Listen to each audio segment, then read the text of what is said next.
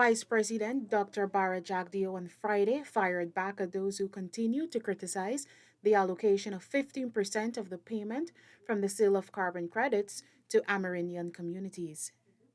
Dr. Jagdeo was responding to a question posed by the media during a press conference at the Arthur Chung Conference Center. I saw some organizations, a known individual who has been one of those who've been always against our LCDS.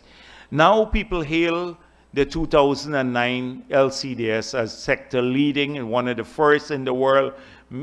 The world is going that route now, what we did in 2009. And some of these same people were opposed to it. The Bulkans and the others, the Janet Bulkans and the others, the APA. And you recall them writing Norway to block our funds. Go down that list of people who wrote Norway. That's the group that I'm talking about, that resurrects themselves in different clothing. They always surface in a different guise now. They always surface, and they're surfacing again. The fossils of the past, the Heinz and these groups.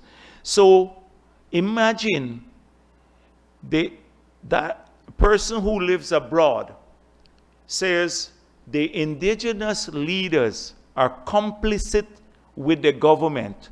242 communities that got over 22.5 million US dollars now sitting in their bank account that they can spend for the development of their villages through an involved and a consultative process with the people who live in those communities. They have to give the approval to how to utilize the resources. That those people are complicit with us in committing an illegality. That person lives abroad. So she's not even indigenous, but can lecture the 242 elected leaders about what they should do and what they shouldn't do. Nevertheless, the vice president said government will forge ahead, noting that the Amerindian leaders were elected by their villages to represent them and are satisfied with the allocation. He also clarified other misconceptions being peddled in relation to amount being allocated.